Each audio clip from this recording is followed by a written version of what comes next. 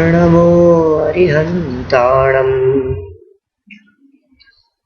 नमो सिद्धाणम् नमो आयर्याणम् नमो वज्रायाणम् नमो लोये सव्वसारम् ऐसो पंच नमो यारो सब पावपणासनो मंगलाणं च सव्येशं प्रणमं होय मंगलम् चत्तारि मंगलम् अरिहन्ता मंगलम् सिद्धा मंगलम् साहु मंगलम् केवली प्रणतो धम्मो मंगलम् चत्तारि लोकोत्तमा अरिहन्ता लोकोत्तमा सिद्धा लोकोत्तमा साहु लोकोत्तमा केवली प्रणतो धम्मो लोकोत्तमो चत्तारि शरणं प्रव्रजामि अरहन्ते शरणं प्रव्रजामि सिद्धे शरणं प्रव्रजामि साहु शरणं प्रव्रजामि केवली प्रणतं धम्मं शरणं प्रव्रजामि।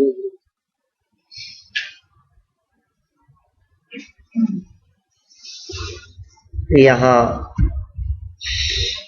नॉर्थ टेक्सास डलास में आज से हम यहाँ गुणस्थान के संदर्भ में कक्षा प्रारंभ कर रहे हैं।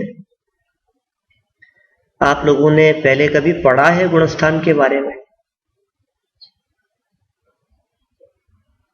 कई लोगों ने नहीं पढ़ा है, पहले थोड़ा बहुत पढ़ा है। गुणस्थान क्या चीज है?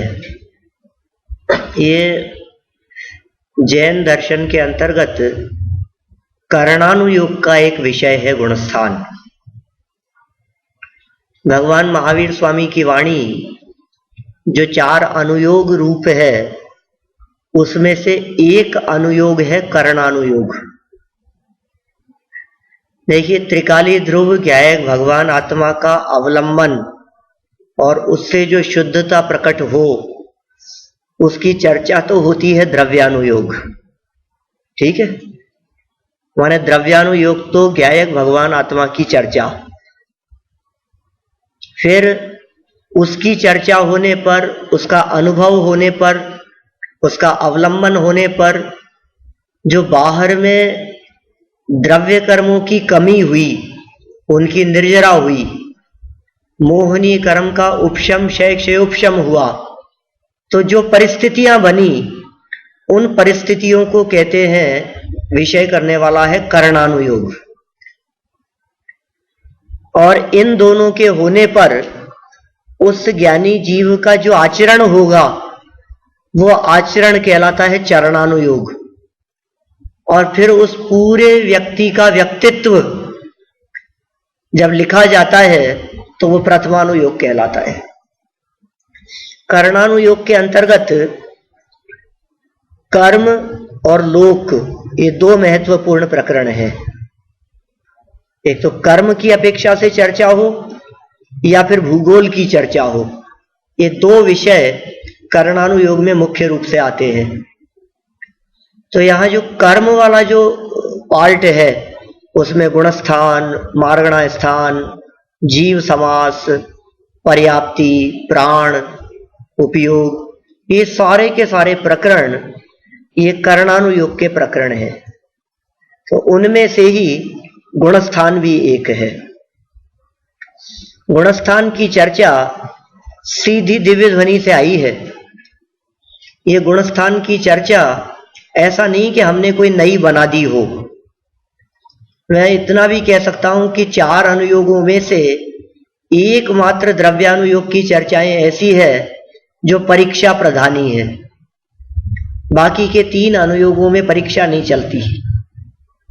आपने कई बार सुना होगा ना, हमारा जैन दर्शन परीक्षा प्रधानी है। तो परीक्षा प्रधानी है, लेकिन कितने हद तक परीक्षा की जा सके कि सिर्फ द्रव्यानुयोग में ही परीक्षा प्रधानी की चर्चा है, बाकी 3 अनुयोगों में परीक्षा नहीं चलती। आप प्रथमानुयोग में क्या परीक्षा करेंगे बताइए मुझे। ऋषभ देववादी 24 तीर्थंकर हुए हैं, कर लो परीक्षा। कैसे परीक्षा होगी? जो हो चुके हैं, जो पास्ट है, उसको बतलाने वाला प्रथमानुयोग है, उसमें कुछ नहीं किया जा सकता। नो चेंज, तो प्रथमानुयोग की परीक्षा संभव नहीं है। अब चरणानुयोग की परीक्षा करने की बात करो तो उसमें भी आपकी परीक्षा चल नहीं सकती।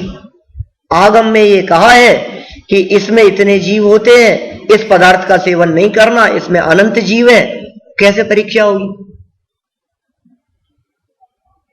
आलू आदि जमीकंद पदार्थ खाने योग्य नहीं है, अब कैसे परीक्षा करें उसकी? बोलो, रात्रि भोजन करने योग्य नहीं है, बिना छने जल की एक बूंद में असंख्यात जीव है, कैसे परीक्षा की जा सकती है? माने चरणानुयोग के आधार पर जितना आचरण पालन करने का उपदेश आगम में दिया गया है, उसमें भी हमारी तर्क नहीं चलते, युक्ति नहीं चलती, बुद्धि नहीं चलती और परीक्षा नहीं हो सकती उसमें भी।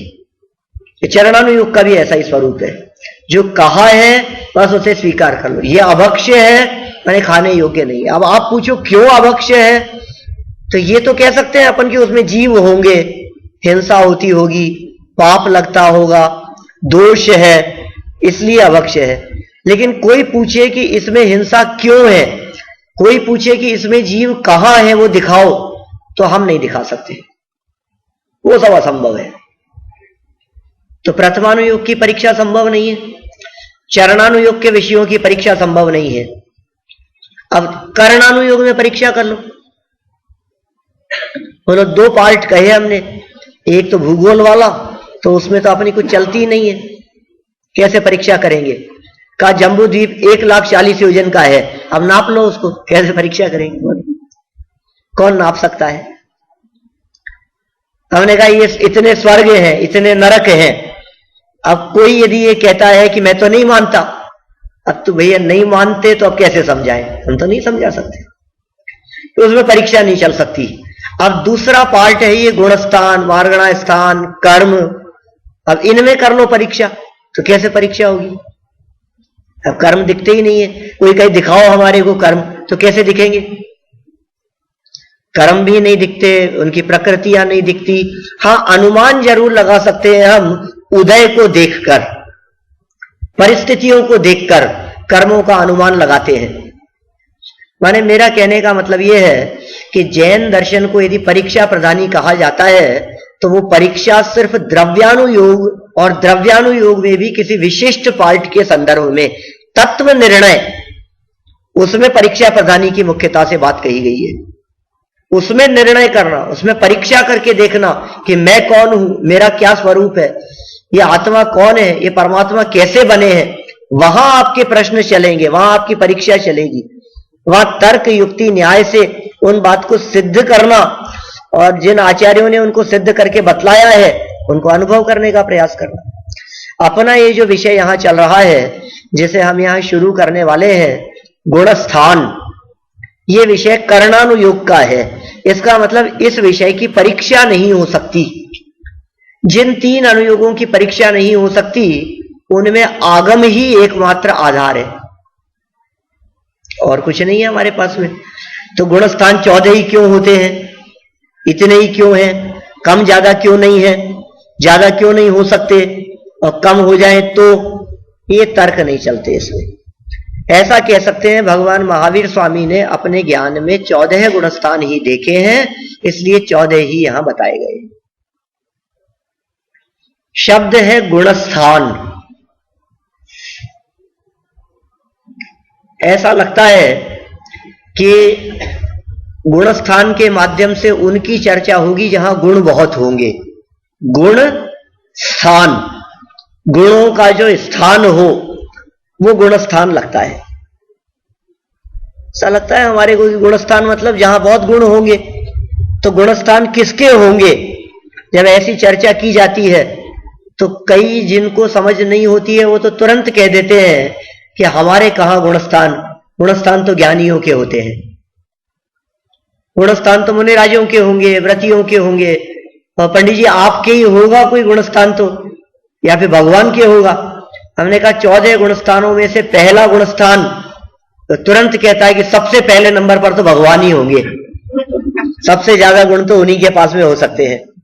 तो कहा नहीं भाई, और हम पूछे आपके कौन सा गुणस्थान है, हमारे तो कोई गुणस्थान नहीं है।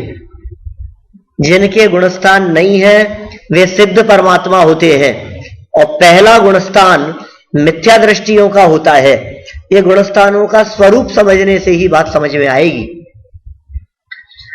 कौन व्यक्ति कौन से गुणस्थान में है, हमारे कौन सा गुणस्थान है, इस बात का भी तर्क के आधार पर कुछ हद तक हम निर्णय करने का प्रयास कर सकते हैं। कोई व्यक्ति कहे ना कि साहब कौन सा गुणस्थान है हमारे, मान लो मेरे 10वां गुणस्थान हुआ तो क्या आपत्ति है आपको? तो गुणस्थानों का एक बार स्वरूप समझ लेवे, तो जब इनका हम स्वरूप समझेंगे तो तुरंत समझ में आ जाएगी कि कौन सा गुणस्थान हमारे संभव है। गुणस्थान कहते किसे हैं, गुणस्थान का स्वरूप क्या है, गुणस्थान की परिभाषा क्या है।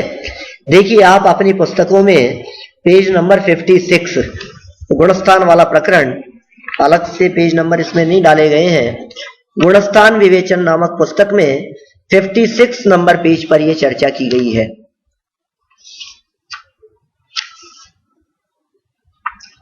गुणस्थान की परिभाषा, सबसे पहला प्रकरण दिया गुणस्थान की परिभाषा। और गोमटसार जीव कांड गाथा 3 और 8 के आधार पर गुणस्थान की परिभाषा बतलाई गई है। 2 गाथाओं का सहयोग लिया गया, गोमटसार ग्रंथ की 3री गाथा और 8वीं गाथा, और इन दोनों गाथाओं का सहयोग लेकर गुणस्थान की एक विशिष्ट परिभाषा बतलाई गई है।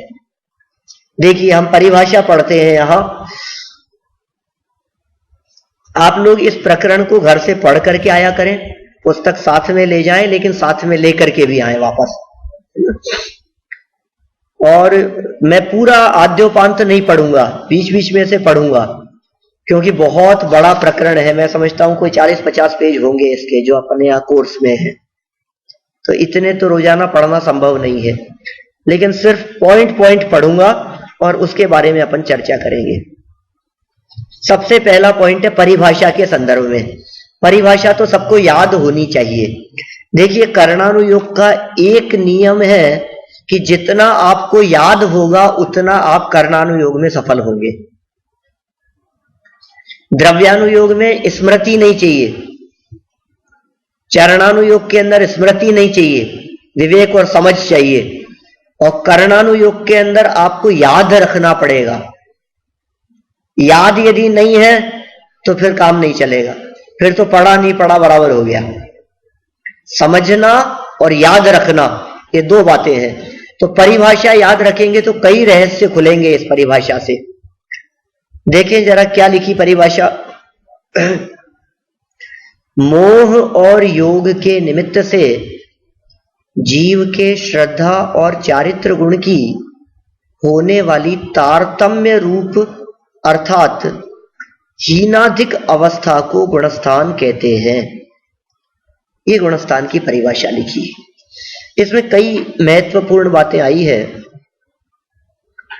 एक शब्द दिया मोह और योग का निमित्त, फिर आगे चल करके कहा जीव के, और फिर कहा श्रद्धा और चारित्र गुण की, फिर तारतम्य रूप अवस्था।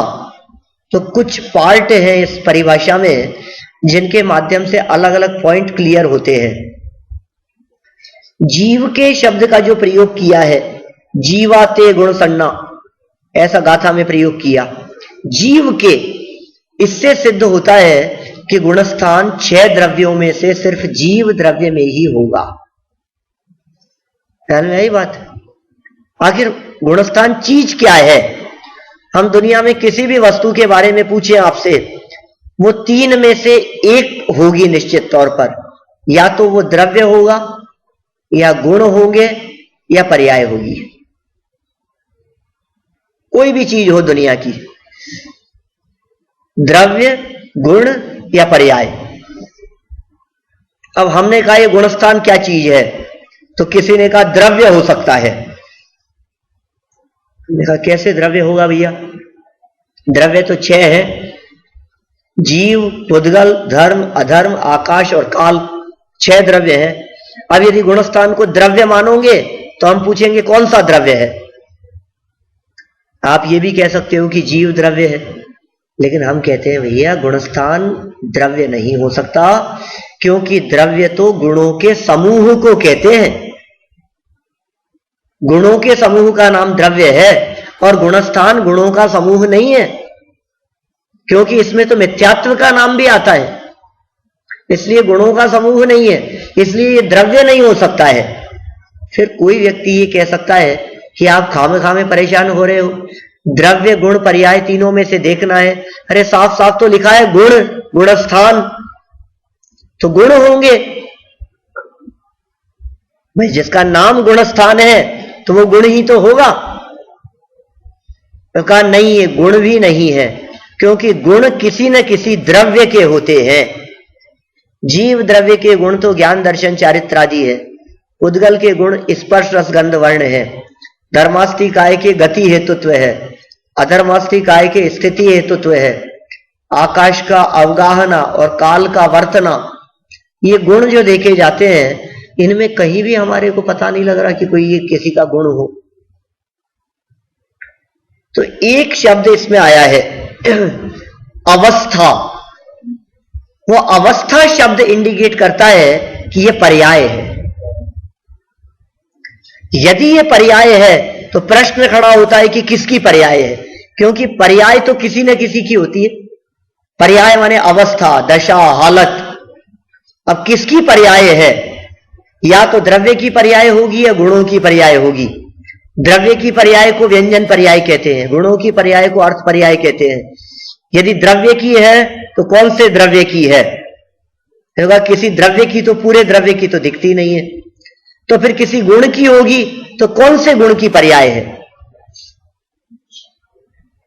तो फिर इसमें इन्होंने दो शब्द और दिए हैं, जो दिए हैं श्रद्धा और चारित्र।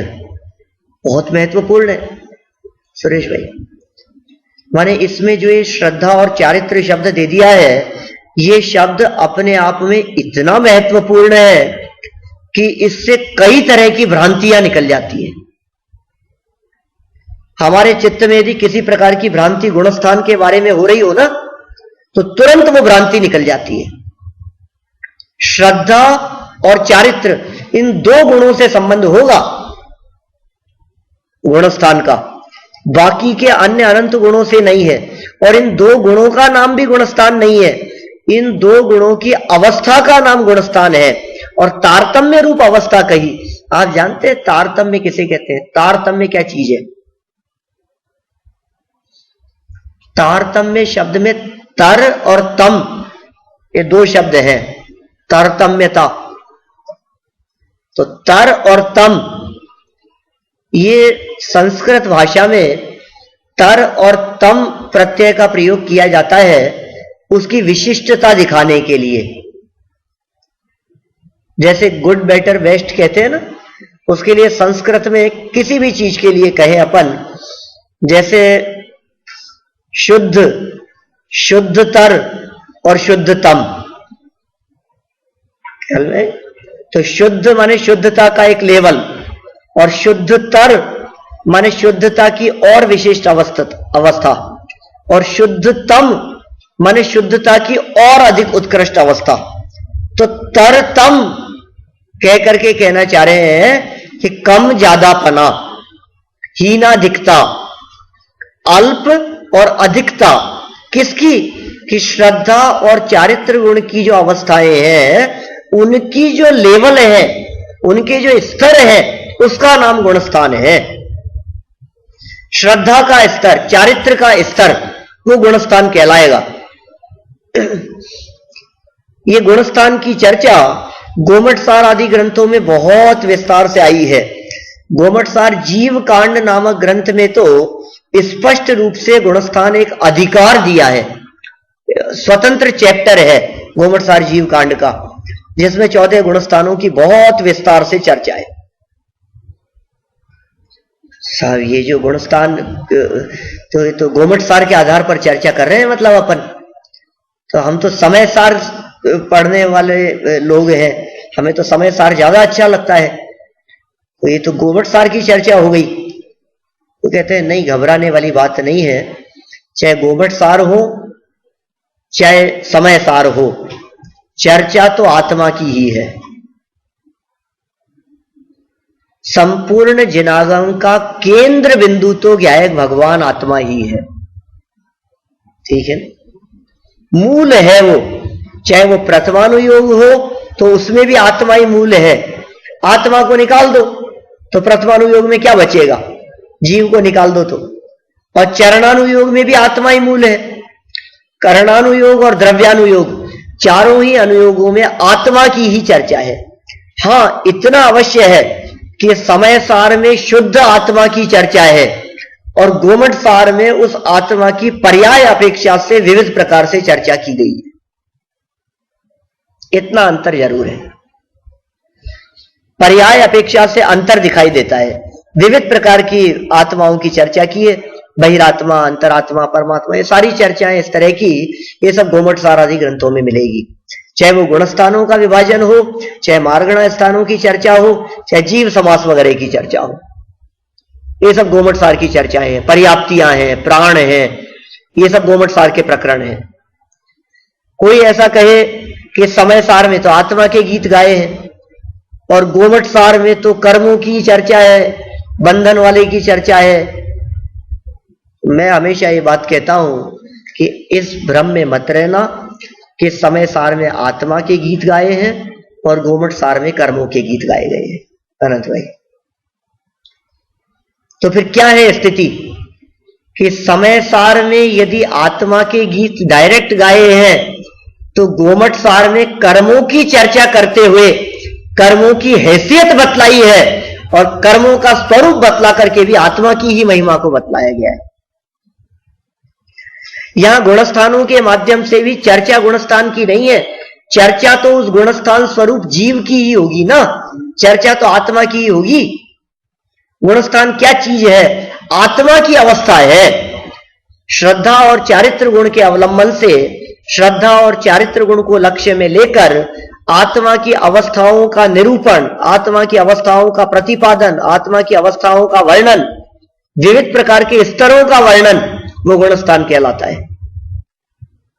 कई लोग ऐसा कहते हैं कि गुणस्थान तो जो चढ़ने के लिए है, सीढ़ियां हैं मोक्ष मार्ग की। ऐसा नहीं है भाई, वो सीढ़ियां नहीं कह सकते अपन, क्योंकि इनका ये जो क्रम है ना, कोई लोग तो ऐसा कई बार सुना मैंने कुछ लोगों से कि पहले गुणस्थान से पता नहीं दूसरा गुणस्थान हमारा कब होगा। एक बार हमने सुना था पंडित जी से कि मिथ्या दृष्टि जीवों का पहला गुणस्थान होता है। अब हम मिथ्या दर्शन से कब आगे बढ़ेंगे, तो पहले से कब दूसरा होगा, फिर कब तीसरे में जाएंगे। सम्यक दर्शन तो बात की बात है। हमें ऐसा लगता है शायद सम्यक तो सन्मुख मिथ्या दृष्टियों का दूसरा तीसरा गुणस्थान होता होगा, क्योंकि सम्यक दृष्टियों का चौथा, मिथ्या दृष्टियों का पहला, तो दूसरा तीसरा किसका होगा? अरे नहीं भाई, ऐसा नहीं है। पहले से दूसरे में नहीं जाते, दूसरे से तीसरे में नहीं जाते, पहले से डायरेक्ट चौथे में जाते हैं।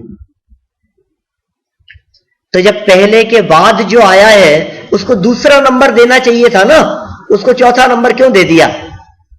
फर्स्ट के बाद में कदम बढ़ाया, जहां पहुंचे उसका नंबर तो 2 नंबर होना चाहिए और उसके बाद जहां पहुंचे होंगे उसको 3 नंबर मिलना चाहिए। तो कहा नहीं, चौथे पर जाने के बाद में पहले से जितनी विशुद्धता एकदम बढ़ी थी, दूसरे और तीसरे में कुछ लेवल कम है, इसलिए पहले से चौथे में जाता है और फिर नीचे उतरे यदि कदाचित तो दूसरे तीसरे में उतरता है। जैसी भी स्थिति हो, वो गमनागमन के संदर्भ में जब अपन आगे पहले गुणस्थान की चर्चा करेंगे तो इस बात को आगे विस्तार से देखेंगे।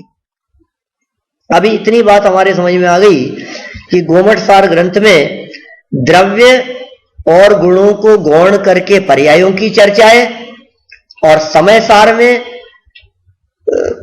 पर्यायों को गौण करके, गुण भेदों को गौण करके त्रिकाली ध्रुव ज्ञायक भगवान आत्मा को मुख्य करके चर्चा है। इतना फर्क है। द्रव्य गुण पर्याय इन तीनों से युक्त वस्तु है। हमारा आत्मा भी द्रव्य गुण पर्याय से युक्त है और एट ए टाइम तीनों है, हमेशा ही तीनों है। और उन तीनों में से गोमट सार किसकी चर्चा करता है? द्रव्य और गुण को तो गौण कर दिया और विकारी अविकारी पर्याय मुख्य हो गई। और समय सार किसकी चर्चा करता है कि गुण पर्याय के भेदों को गौण कर दिया और त्रिकाली दो भगवान आत्मा को मुख्य कर लिया। बस मुख्यता गौणता की अपेक्षा से समय सार और घुमट सार में अंतर है, बाकी चर्चा तो उसी आत्मा की है, उसी द्रव्य की है। देखिए आप, हम बढ़ते हैं थोड़ा सा आगे, पेज नंबर 58 पर देखिए। ये सब पढ़ दिया मैंने, जितनी चर्चा है ना, आप ऐसा मत समझना कि ये इसमें से कुछ छोड़ दिया है मैंने। आपको लग रहा होगा कि ये तो कुछ पढ़ा ही नहीं, लेकिन 2 पेज पढ़ चुका हूं मैं। अब आप लोग पढ़ करके देख लेना कि ये सब बात हुई या नहीं हुई। देखिए, क्योंकि वो सब यूनिवर्सिटी वगैरह में सब जगह पर जितने लेक्चरर प्रोफेसर होते हैं ना, सबकी यही स्टाइल होती है पढ़ाने की। माने वो लाइन टू लाइन पढ़ना तो स्कूल में होता है, और आगे ऊपर तो सिर्फ टॉपिक होते हैं और उन पर लेक्चर होते हैं, और फिर जो स्टूडेंट होते हैं वो सब खुद उनको घर पर पढ़ते हैं। अब आप लोग स्कूल के लेवल के स्टूडेंट हैं या कॉलेज लेवल के, मुझे नहीं मालूम। मैं तो कॉलेज लेवल के मान के चल रहा हूं, है ना। तो उसी तरह से चल रहे हैं अपन यहां। देखिए, यहां 58 पेज पर बीच में से अपन बात कर रहे हैं, क्योंकि ऊपर के पैराग्राफ की चर्चा भी थोड़ी बहुत हो चुकी है। तम और तर इस शब्द की वहां चर्चा की है ऊपर। दूसरा पैराग्राफ देखिए, उपयुक्त कथन से यह तात्पर्य समझना चाहिए कि न जीव द्रव्य को गुणस्थान कहते हैं और न श्रद्धा तथा चारित्र गुण को। बहुत मार्मिक पॉइंट है ये। परिभाषा में जो बात कही थी, मोह और योग के निमित्त से जीव के श्रद्धा और चारित्र गुण की होने वाली तारतम्य रूप अवस्था को गुणस्थान कहते हैं। वो परिभाषा पूरी याद रखना आप, क्योंकि उस परिभाषा की ही चर्चा करेंगे अभी अपन। एक बार बोल लीजिए आप, मैं बोलता हूं, आप उसको रिपीट कीजिए। मोह और योग के निमित्त से, मोह और योग के निमित्त से, आवाज ही नहीं आ रही है। भोजन करके आए हैं कि नहीं आप लोग?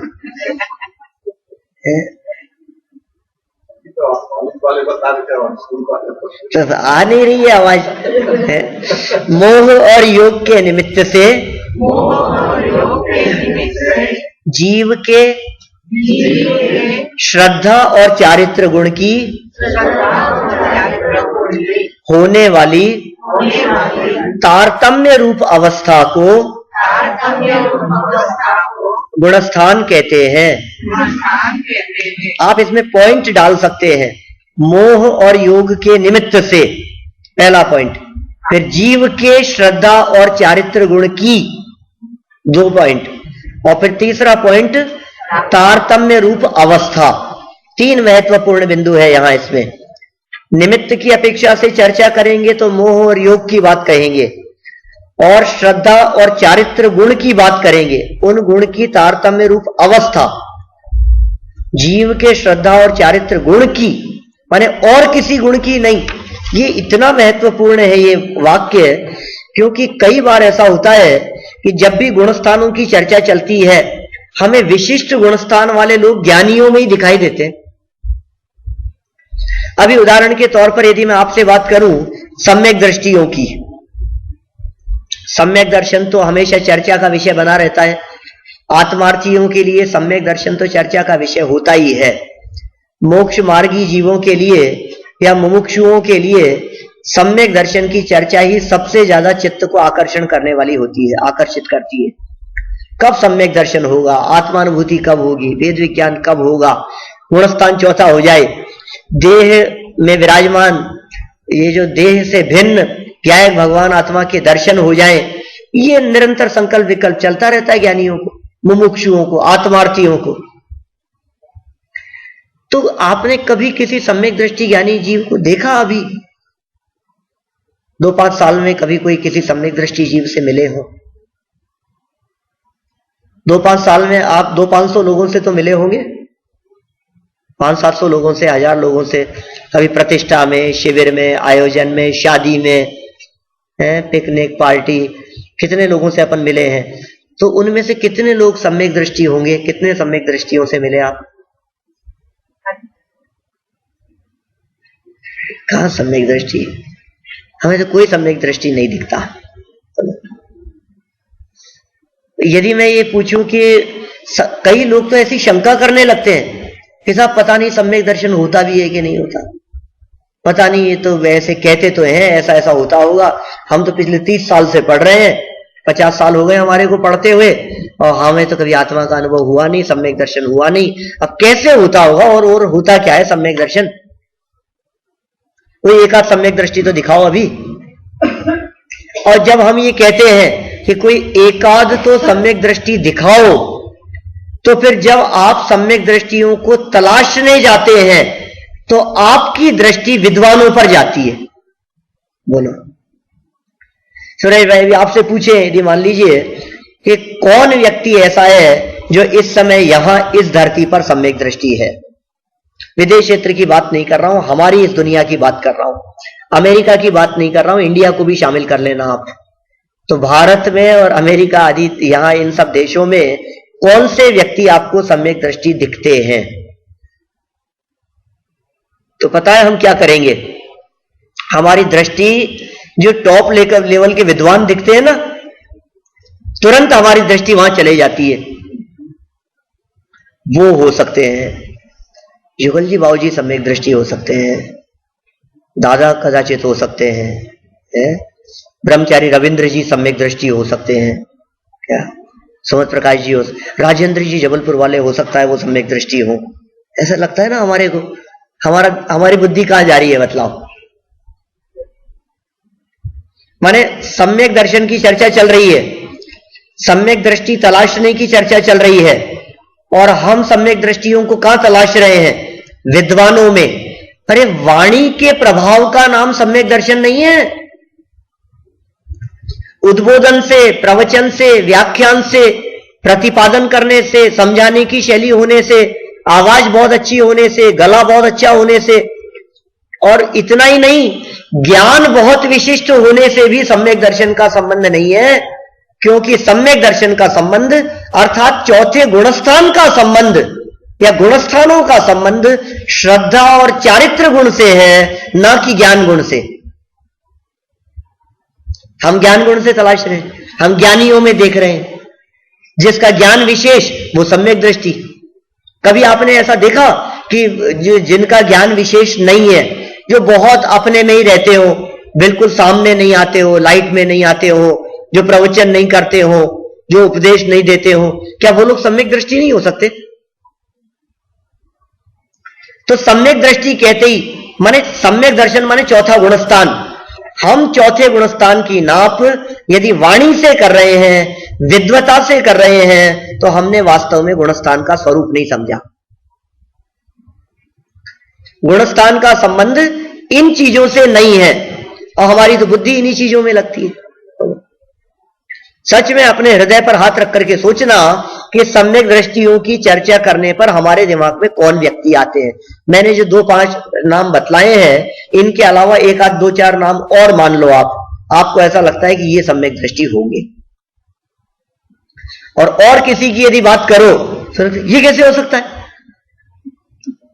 क्यों नहीं हो सकता? कोई व्यक्ति यदि जींस टी शर्ट पहनता है तो वो सम्यक दृष्टि हो सकता है या नहीं? ये कैसे हो सकता है सम्यक दृष्टि? अच्छा, कोई व्यक्ति यदि बंगले में रहता है तो सम्यक दृष्टि हो सकता है या नहीं? उसके पास में गाड़ियां हैं, अच्छा बिजनेस है, तो वो सम्यक दृष्टि नहीं हो सकता। अरे हाँ वो तो सेठ है, क्यों सेठ सम्यक दृष्टि नहीं होते? माने देखो हमारी बुद्धि किधर जा रही है। यहां बिल्कुल स्पष्ट शब्दों में कह दिया, श्रद्धा की अवस्था होगी या चारित्र की अवस्था होगी। जब भी हम गुणस्थान की चर्चा करेंगे तो आप श्रद्धा और चारित्र इन दोनों से अलग हट करके बात यदि करते हैं तो आपने गुणस्थान को नहीं समझा। माने गुणस्थान की चर्चा चलेगी तो तीसरी बात नहीं होनी चाहिए, 2 के अलावा तीसरी बात नहीं होगी। अब फिर वो अवस्थाएं कैसी होती है? हाँ बोलिए। साधु साध्वी हो सकती है नहीं? क्यों नहीं हो सकता है? यही है। कि पहले आपको, जब हम कह रहे हैं आपको ही हो सकता है तो उनको तो क्यों नहीं हो सकता है? मतलब कि श्रद्धा छोड़ने पर ही हो सकता है? नहीं, ऐसा नहीं है।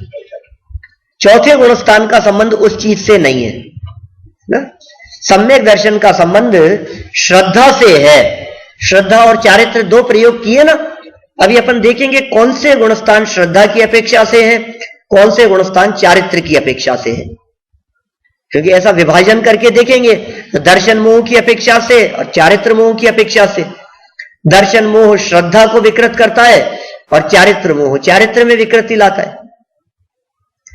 ज्ञान कम हो तो भी सम्यक दृष्टि हो सकता है और ज्ञान बहुत विशेष हो तो भी मिथ्या दृष्टि बना रह सकता है।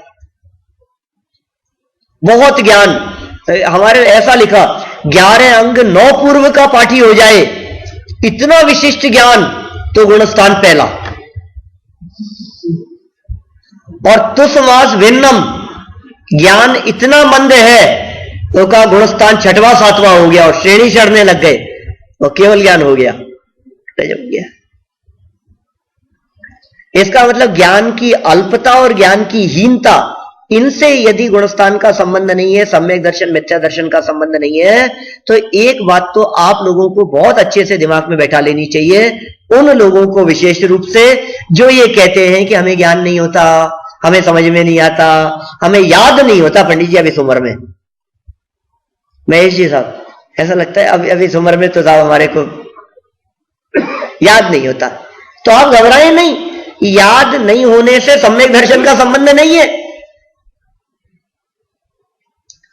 समझ में आ गई बात? ये साहब अब तो हम इसको समझेंगे ही नहीं, सर हमारे तो इतना याद नहीं होगा। गुणस्थान की चर्चा, कर्णानुयोग की चर्चा है, आप तो अभी थोड़ा आगे बढ़ करके फटाफट बता दोगे, यहां से वहां, वहां से वहां है गुणस्थान, यहां से वहां जा सकता है। अभी हमारे को याद नहीं होगा तो फिर कैसे चढ़ेंगे?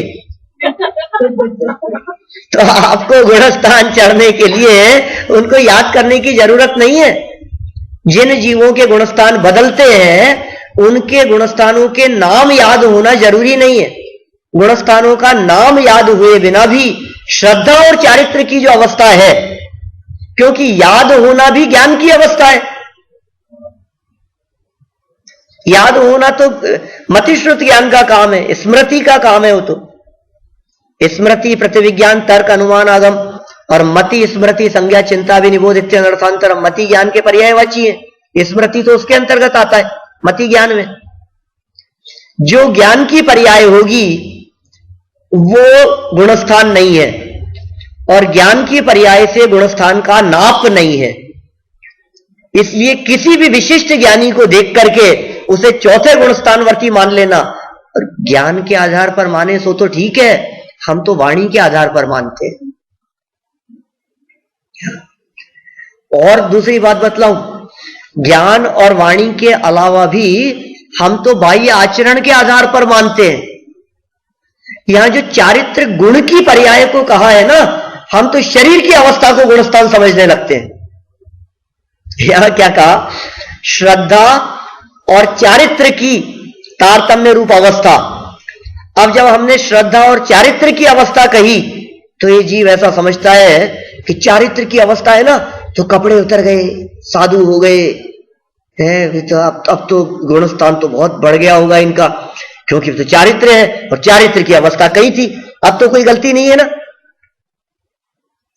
अरे उसकी पर्याय को कहा है भाई, चारित्र गुण की पर्याय को कहा है। चारित्र गुण जीव का गुण है, ये शरीर का गुण नहीं है। तो इसका मतलब गुणस्थान शरीर को देख करके नहीं पकड़े जाते। गुणस्थानों का अनुमान, गुणस्थान चढ़ने की चर्चा कपड़ों के आधार पर नहीं होती, गुणस्थान चढ़ने की चर्चा शरीर के आधार पर नहीं होती। गुणस्थानों का संबंध शरीर से नहीं है, गुणस्थानों का संबंध चारित्र गुण की पर्याय से है, और चारित्र गुण की पर्याय गुण की होगी, मतलब अंदर में होगी।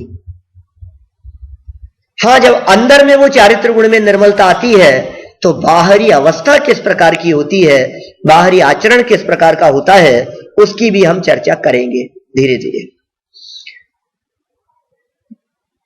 अभी इतनी बात समझ में आ गई कि गुणस्थान श्रद्धा और चारित्र गुण की तारतम्य रूप अवस्था का नाम है, बराबर। गुणस्थान यदि पर्याय है तो कौन से गुण की पर्याय है यदि ये पूछा जाए तो हम कह सकते हैं श्रद्धा और चारित्र गुण की पर्याय है। क्लियर है यहां तक? तो यदि उस गुणस्थान का उपादान कारण पूछेंगे हम तो तुरंत बतला देंगे श्रद्धा और चारित्र उसका उपादान है। भाई कोई भी काम होता है तो उसमें उपादान और निमित्त दो कारण नियम से होते हैं। जब भी काम होगा तो एक उपादान कारण होगा और एक निमित्त कारण होगा। तो किसी जीव का गुणस्थान बढ़ गया तो गुणस्थान बढ़ने पर उसके उपादान कौन था और निमित्त कौन था, इन दो बातों का ज्ञान होना चाहिए। तो उपादान की तो यह बात हुई कि श्रद्धा और चारित्र गुण की अवस्था। अब निमित्त कौन है इसका ज्ञान कराने के लिए गोमटसार जीव कांड में मोह जोग भवा इस शब्द का प्रयोग किया है। मोह जोग भवा अर्थात मोह और योग के निमित्त से, बस ये निमित्त कारण है। परिभाषा के पहले शब्द थे ना, मोह और योग के निमित्त से, याद हो गए होंगे सब शब्द। मोह और योग के निमित्त से जीव के श्रद्धा और चारित्र गुण की होने वाली तारतम्य रूप अवस्था उसे गुणस्थान कहते हैं। हूबहू शब्द याद हो तो बहुत अच्छा है, और यदि यही शब्द याद नहीं हो तो अपनी भाषा में, लेकिन ये 3 पॉइंट आने चाहिए उसमें। मोह योग का निमित्त, जीव के श्रद्धा और चारित्र गुण की तारतम्य रूप अवस्था। उसकी भी एक रूप अवस्था नहीं, क्योंकि एक रूप अवस्था से गुणस्थान नहीं बनेंगे, फिर एक ही गुणस्थान रह जाएगा। तारतम्य रूप अवस्थाओं की बात करेंगे तब जाकर के 1 से 14 तक के विभाजन दिखाई देंगे। माने गुणस्थानों की जो संख्या है उस संख्या का आधार उसकी तारतम्यता है कि पहले से दूसरे में कुछ फर्क है, चौथे में कुछ विविधता है, छठवें सातवें में कुछ विलक्षणता है। तो ये जो विविधता दिखाई दे रही है उस विविधता का आधार क्या है? तारतम्यता। इसलिए अकेले श्रद्धा और चारित्र गुण की पर्यायों को गुणस्थान नहीं कहा, उनकी तारतम्य रूप अवस्थाओं को गुणस्थान कहा है। यद्यपि श्रद्धा और चारित्र गुण की अनंत पर्याय होती है, क्योंकि पर्याय प्रति समय बदलती है, लेकिन अनंत पर्यायों को सर्वज्ञ परमात्मा की दिव्य ध्वनि में 14 स्थूल भागों में बांटकर बतलाया गया है कि इतने स्तर तक श्रद्धा का परिणमन होगा तो वो कहलाएगा पहला ही गुणस्थान, और इस रूप श्रद्धा की अवस्था हो गई तो हम उसको चौथा गुणस्थान कह देंगे। और उसमें थोड़ी सी इतनी कमी आ गई लेकिन नीचे नहीं आया तो उसे कह देंगे तीसरा, या फिर वहां से गिर करके अनंतानुबंधी का उदय आ गया तो कह देंगे दूसरा। तो ये विविधता जो है, इस विविधता का नाम है गुणस्थान।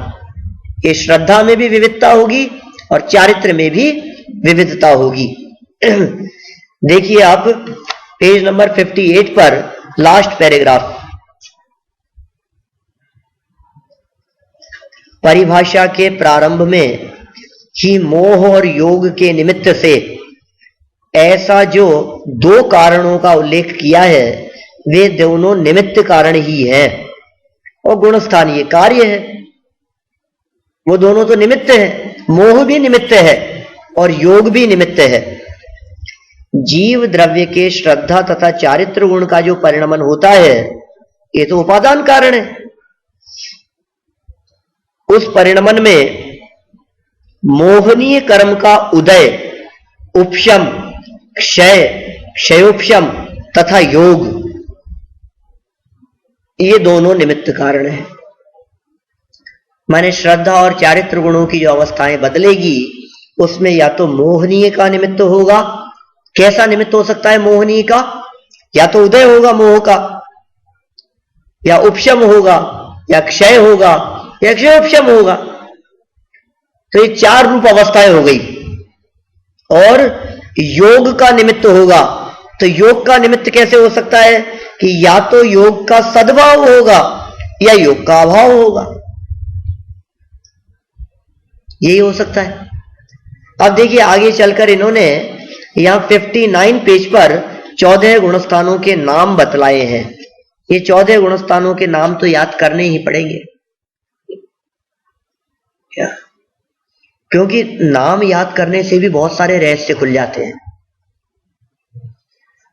कोई व्यक्ति सम्यक दृष्टि है या नहीं है, या फिर सम्यक दृष्टि है समझ लीजिए, या कोई व्यक्ति कुछ उसका आचरण उत्कृष्ट नहीं दिखाई दे रहा है, तो हम उसे तुरंत कह देते हैं कि ये तो सम्यक दृष्टि नहीं हो सकता। तो जब हमें नाम का पता होता है तो मालूम चलता है अविरत सम्यक दृष्टि। आप क्यों सम्यक दृष्टियों से आचरण की अपेक्षा रखते हैं? आप क्यों सम्यक दृष्टियों को एक विशेष दायरे में देखना चाहते हैं? बहुत उत्कृष्ट आचरण होना चाहिए उनका। यहां साफ साफ लिखा है अविरत, व्रती नहीं है, प्रतिमाधारी नहीं है, बहुत ज्यादा नियमों में बंधा हुआ नहीं है, हां अनैतिक आचरण हो ऐसा भी नहीं है। ख्याल में आ रही है बात? क्योंकि अनीति अन्याय अभक्ष का त्यागी तो होना ही चाहिए, वो तो मिथ्यात्व की भूमिका में होगा, तब जाकर के सम्यक्त्व का पात्र होगा। तो अनीति अन्याय अभक्ष का त्यागी हो, मद्य मांस मधु का त्यागी हो, वो सब अभक्ष में आ गए हैं। कुदेव को गुरु आदि का सेवन न करता हो, तो इनसे जो रहित होगा।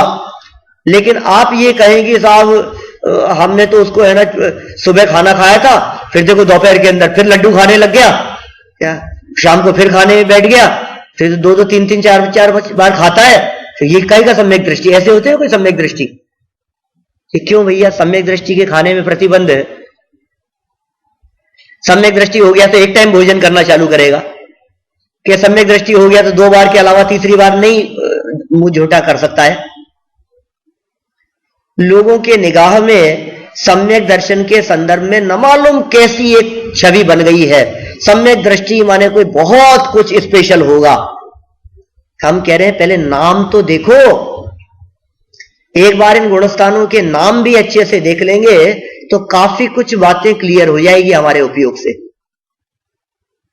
देखिए 14 गुणस्थानों के नाम बतलाए हैं, याद होने चाहिए सभी को। मैं नाम पढ़ता हूं यहां। पहला गुणस्थान मिथ्यात्व, बोलिए। पहले गुणस्थान का नाम ऐसा मतलब मिथ्या दृष्टि जीव जो भी होंगे वो सब पहले गुणस्थान वाले होंगे। इसका मतलब एकेंद्रीय से लेकर असैनी पंचेंद्रीय तक के जीव तो नियम से पहले ही गुणस्थान वाले हैं। यही अर्थ हुआ ना इसका, क्योंकि उनमें तो सम्यक दर्शन होता ही नहीं है। सम्यक दर्शन तो सैनी पंचेंद्रियों को होता है। तो जो भी मक्खी मच्छर हैं, कीड़े मकोड़े हैं, एकेंद्रीय हैं, विकलत्र दिखाई दे रहे हैं, वो सब नियम से कौन से गुणस्थान वाले? पहले गुणस्थान वाले, मिथ्यात्व। फिर दूसरा है सासादन सम्यक्त्व, बोलिए। मिथ्यात्व सासादन सम्यक्त्व। मिथ्यात्व पहला और दूसरा सासादन सम्यक्त्व, बोलिए। फिर तीसरा याद करना है अपने को, सम्यक मिथ्यात्व। सम्यक मिथ्यात्व, सम्यक मिथ्यात्व, सम्यक मिथ्यात्व, सम्यक मिथ्यात्व, सम्यक मिथ्यात्व। अच्छा मैं यदि ऐसे ही बोल करके अभी क्लास लूं यहां तो कितना अच्छा रहेगा ना, कितना धीरे आवाज। नहीं, धीरे सुनना अच्छा नहीं लगता, धीरे बोलना अच्छा लगता है। 3 हो गए, 3 नाम याद हो गए, मिथ्यात्व, सासादन, और तीसरे का नाम सम्यक मिथ्यात्व। यदि बड़ा लगता हो तो मिश्र याद रख ले, वो शॉर्ट है। मिथ्यात्व, सासादन और मिश्र, 3 याद हो गए। मिथ्यात्व, सासादन, मिश्र।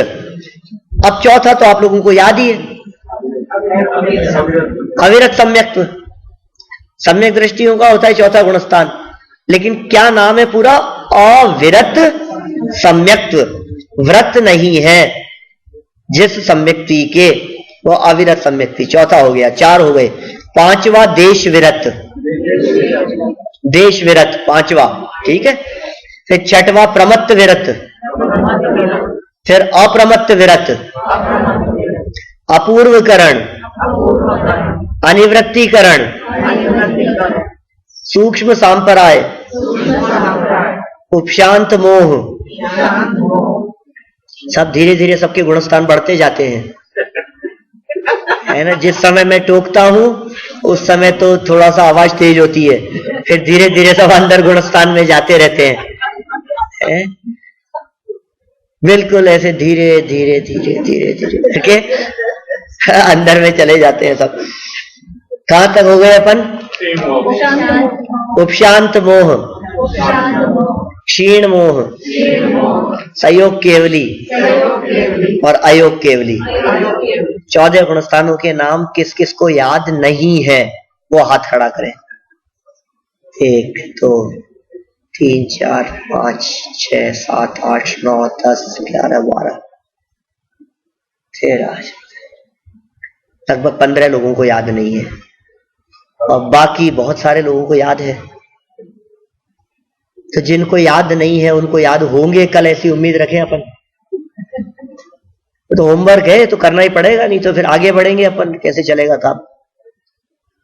कठिन नहीं है सिर्फ 14 नाम याद करने। अच्छा देखो 14 में से कितने तो याद है आपको? मिथ्यात्व तो याद है, जानते ही हैं आप।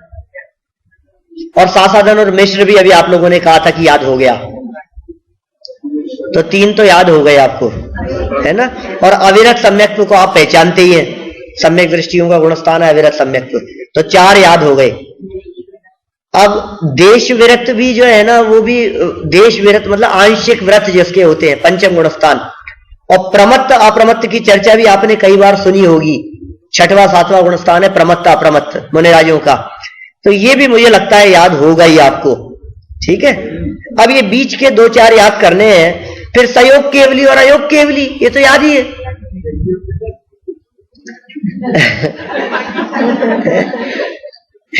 संयोग केवली और अयोग केवली याद नहीं है आपको? केवली मतलब भगवान, केवली मतलब अरहंत परमात्मा। अरहंत भगवान के लिए केवली शब्द का प्रयोग किया जाता है। तो 13वें गुणस्थान वाले अरहंतों को कहते हैं संयोग केवली, और 14वें गुणस्थान वाले अरहंतों को कहते हैं अयोग केवली। योग वाले और योग चंचलता जिनके रुक गई है वो अयोग, ठीक है। तो संयोग केवली और अयोग केवली, ये 2 और याद हो गए आपको। तो 7 तक तो वो हो गए थे, 2 ये हो गए, तो 9 याद हो गए। अब बचे 5, तो 5 नाम याद करने। 5 याद करने में 5 मिनट। 5 नाम 5 मिनट में याद नहीं हो सकते? हो सकते हैं। अच्छा कितनी देर में हो सकते हैं? हाँ मैं तो 23 घंटे का टाइम दे रहा हूं आपको। 9 बजने वाले हैं और 8 बजे तक का टाइम है आपके पास में, तो लगभग 23 घंटे का टाइम है, ठीक है ना। अभी एक बार अपन मोह और योग के निमित्त से कहा ना, तो एक बार ये देख लेते हैं इनके आधार पर गुणस्थानों का बंटवारा किस प्रकार से, कौन से गुणस्थान किसके निमित्त से और कैसे होते हैं। तो देखिए पहले से लेकर के और चौथे गुणस्थान तक ये 4 गुणस्थान दर्शन मोहनीय कर्म के सद्भाव और असद्भाव की अपेक्षा से है, ठीक है। नीचे लिखा भी है इसमें, आप देख लीजिए पेज नंबर 59 पर नीचे पहला पॉइंट। कोई बात जो मैं बोल रहा हूं ना वो समझ में नहीं आए या याद नहीं रहे आपको, तो घबराने की बात नहीं है। ये अतुल भाई ने पहले से नोट्स बना करके दे दिए आपको, तो सब लिखा है आपके पास में। पहले गुणस्थान से चौथे गुणस्थान पर्यंत 4 गुणस्थान दर्शन मोहनीय कर्म के उदय और अनुदय की मुख्यता से है, ठीक है। 4 गुणस्थानों में तो दर्शन मोहनीय कर्म का उदय है और अनुदय है। दर्शन मोहनी मतलब मिथ्यात्व। फिर 5वें गुणस्थान से 12वें गुणस्थान तक वो चारित्र मोहनीय कर्म के उदय और अनुदय की अपेक्षा से। मोहनीय कर्म 2 प्रकार के हैं, एक दर्शन मोहनीय और एक चारित्र मोहनीय। तो 4 गुणस्थान तो हो गए दर्शन मोहनी की सद्भाव असद्भाव की अपेक्षा, और 5 से 12 तक हो गए चारित्र मोहनी के उदय और अनुदय की अपेक्षा। और 13वां गुणस्थान है योग के सद्भाव वाला, और 14वां है योग के अभाव की अपेक्षा। ये 14 गुणस्थान है। बोलिए, इतना स्पष्ट यदि हो गया हो आप लोगों को, तो फिर अपन शेष चर्चा कल करेंगे। और आप लोगों को कोई बात नहीं समझ में आई हो तो वो आप पूछ सकते हैं। वैसे मुझे नहीं लगता कि कोई बात नहीं समझने जैसी है, सब बातें बहुत सरल है। परिभाषा याद रखनी है आपको एक तो, और एक 14 गुणस्थानों के नाम याद करके आने हैं, बराबर। फिर तो मेरे ऊपर है, मैं पूछ लूंगा कुछ भी किसी से। चलिए, हाँ पूछिए।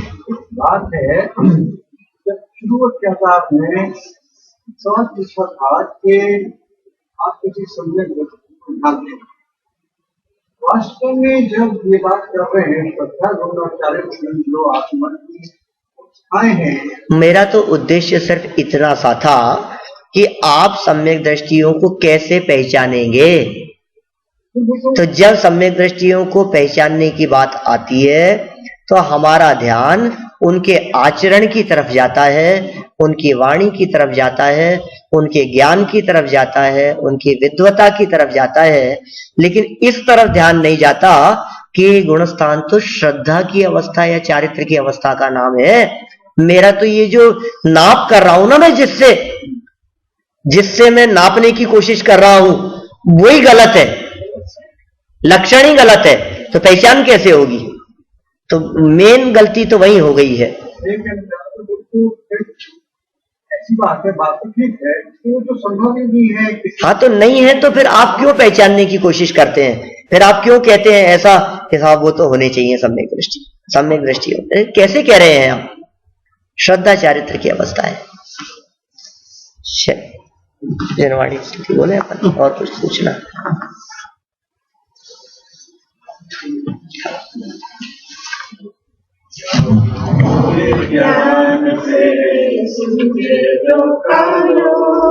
श्रोवाणी मस्तक नमो सदा